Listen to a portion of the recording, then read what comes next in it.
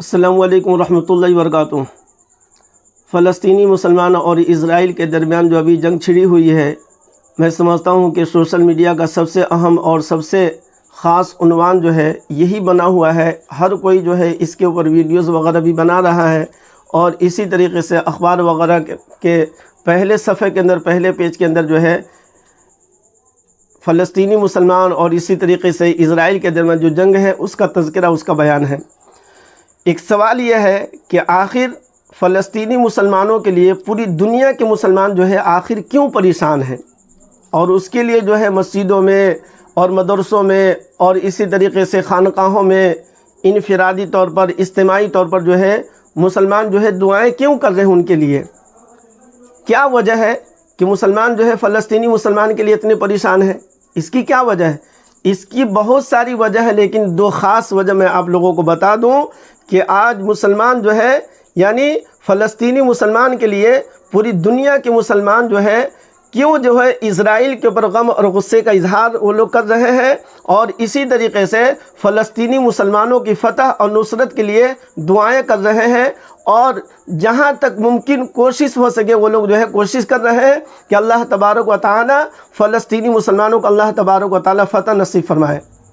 ایک وجہ تو یہ ہے کہ قرآن کریم میں اللہ تبارک و تعالی نے ایک جگہ فرمایا سورہ حجرات کے اندر، انما المؤمنون اخوہ، کہ ایمان والے آپس میں بھائی ہیں۔ تو ایمان والا ہے وہ فلسطینی مسلمان، خواہ وہ فلسطینی مسلمان ہو یا عرب کا مسلمان ہو یا امریکہ کا مسلمان ہو یا ہمارے ملک کا مسلمان ہو یا پوری دنیا کا کوئی بھی مسلمان اگر ہے، ایمان والا ہے، تو ایمان والا ہونے کی وجہ سے وہ ہمارا بھائی ہے۔ یقیناً جب ہمارا بھائی ہے، ہمارا ایمان والا بھائی ہے، جب ان کے اوپر ظلم زیادتی کی جائے گی، جب ان کے اوپر ظلم و ستم کیا جائے گا، جب ان کے اوپر جو ہے کسی طریقے سے کوئی معاملہ، کوئی پریشانی آئے گی، تو یقیناً ہم جہاں بھی رہیں گے ہم بھی پریشان ہوں گے، اور ہم بھی جو ہے ان کے لیے فکر مند ہوں گے، اور ہم ان کے لیے کوشش کریں گے کہ اللہ تبارک و تعالیٰ اس کی مدد فرمائے۔ تو لہذا ایک وجہ یہ ہے کہ ہم مسلمان کہیں کے بھی ہیں اور کہیں کے بھی مسلمان ہیں، ان کے خوشی میں ہم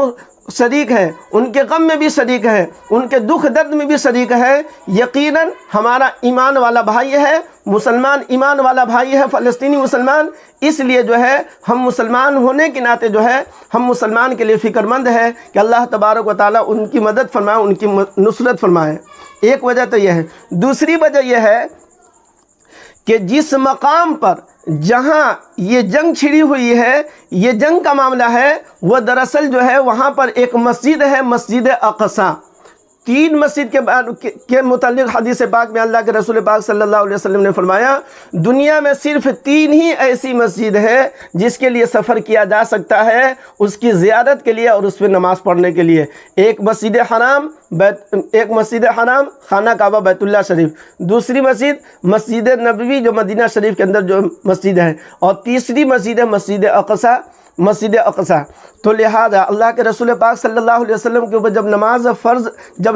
فرض ہوئی تو آپ صلی اللہ علیہ وسلم خود مکہ کے اندر موجود تھے، لہذا آپ صلی اللہ علیہ وسلم کا قبلہ یعنی نماز کے اندر جو ہے آپ صلی اللہ علیہ وسلم بیت اللہ شریف کے طرف رخ کر کے نماز پڑھتے تھے۔ لیکن آپ صلی اللہ علیہ وسلم جب نبوت کے ملنے کے 13 سال کے بعد آپ صلی اللہ علیہ وسلم جب مدینہ تشریف لے آئے، ہجرت کر کے مدینہ تشریف لے آئے، تو اللہ تبارک و تعالی نے حکمتاً مصلحتاً، کہ چونکہ وہاں پر یہودی بھی تھے لہذا ان کا قبلہ جو ہے مسجد اقصی بیت المقدس کی طرف جو ہے ان کا قبلہ تھا، تو آپ صلی اللہ علیہ وسلم کو اللہ تبارک و تعالی نے حکم دیا کہ اے نبی پاک صلی اللہ علیہ وسلم آپ اپنا قبلہ تبدیل کر دیں، آپ اپنا قبلہ بدل لیں۔ لہذا آپ صلی اللہ علیہ وسلم مدینہ منورہ کے اندر رہ کر کے ایک نہیں، دو نہیں، تین نہیں، بلکہ تقریباً 16 یا 17 مہینے تک آپ صلی اللہ علیہ وسلم کا قبلہ مسجد اقصی کی طرف تھا۔ وہی مسجد اقصی جس کی تصویر آپ لوگ ہمیشہ دیکھتے رہتے ہیں، لہذا مسجد اقصی کی طرف رخ کر کے آپ صلی اللہ علیہ وسلم نے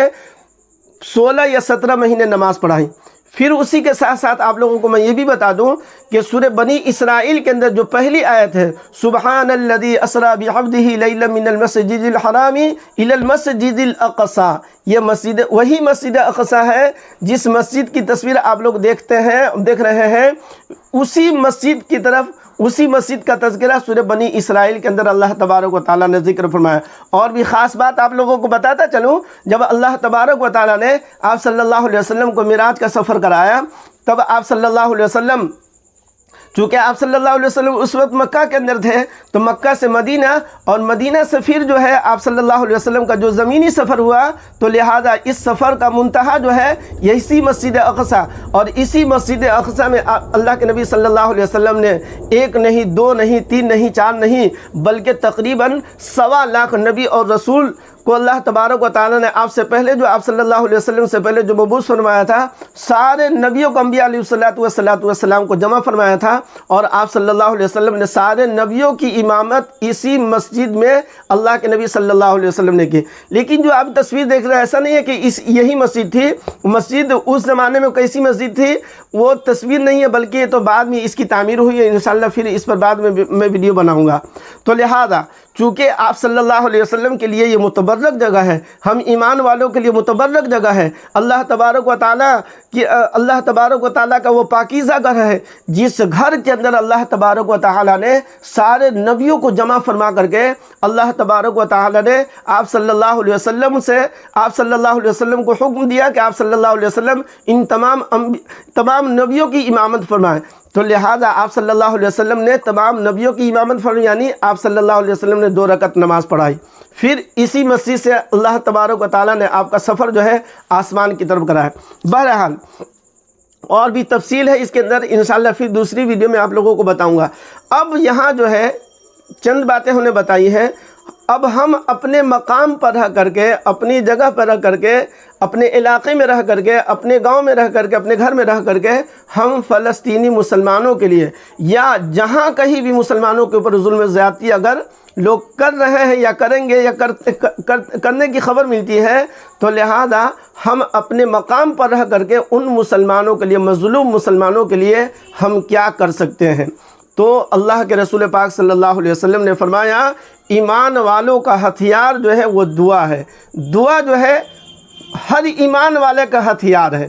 دعا کیا ہے؟ اللہ تبارک و تعالیٰ سے لو لگانا، اللہ تبارک و تعالیٰ سے فریاد کرنا، اللہ تبارک و تعالیٰ سے درخواست کرنا، اللہ تبارک و تعالیٰ سے مدد اور نصرت مانگنا۔ تو لہٰذا اللہ تبارک و تعالیٰ نے ہمیں تو اس کا مکلف بنایا ہے، ہمارے بس میں یہی ہے، یہاں سے ہم یہی کر سکتے ہیں۔ تو لہٰذا ہم فلسطینی مسلمانوں کے لیے اور تمام دنیا کے مظلوم مسلمانوں کے لیے جو ہے ہمیں دعا کرنے کا حکم ہے، ہم ان کے لیے دعا کر سکتے ہیں۔ تو خالی خلی دعا صرف نہ کرے، خالی خلی دعا نہ کرے،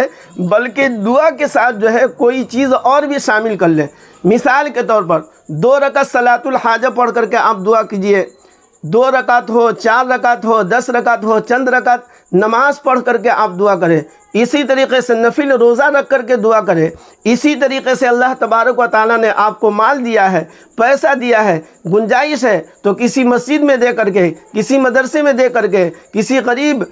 غریب کے اوپر خرچ کر کے، یعنی صدقہ اور خیرات کر کے، صدقہ خیرات کرنے کے بعد جو ہے دعا مانگنی چاہیے، اس وقت کی بھی دعا قبول ہوتی ہے۔ تو لہذا ہم ان کے لیے جو ہے دعا کر سکتے ہیں، اور دعا سے پہلے جیسے مثال کے طور پر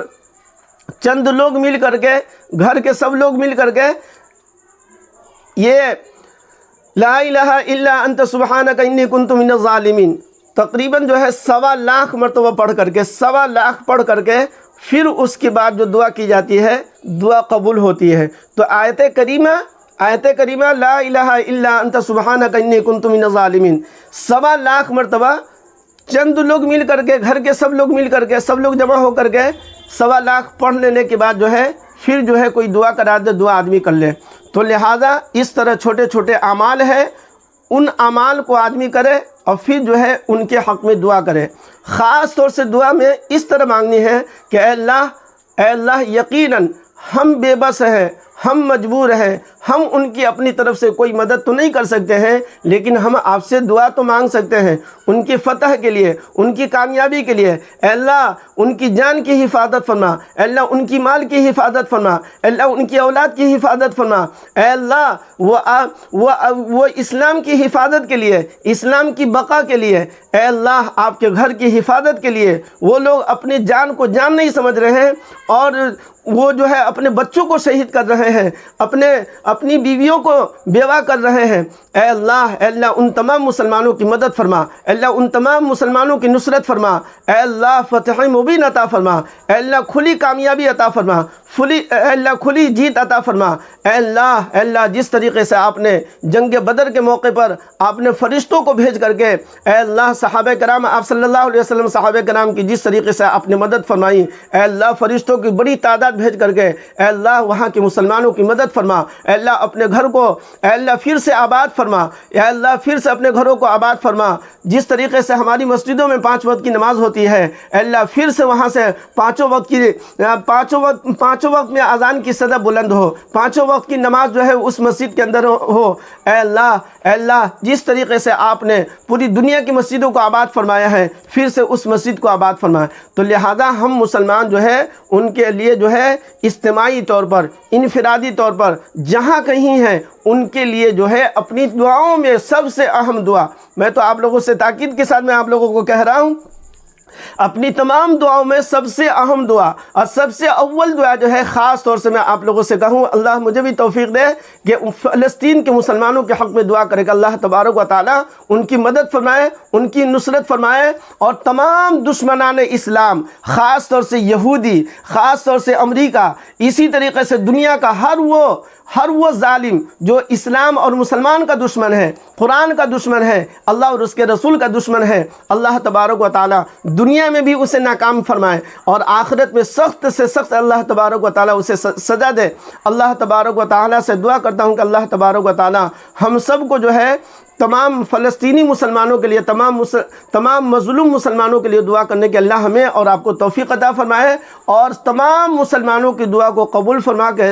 اللہ تبارک و تعالی فلسطین کے مسلمانوں کو اللہ تبارک و تعالی کھلی جیت اور فتح نصیب فرمائے۔ آمین و ثم آمین۔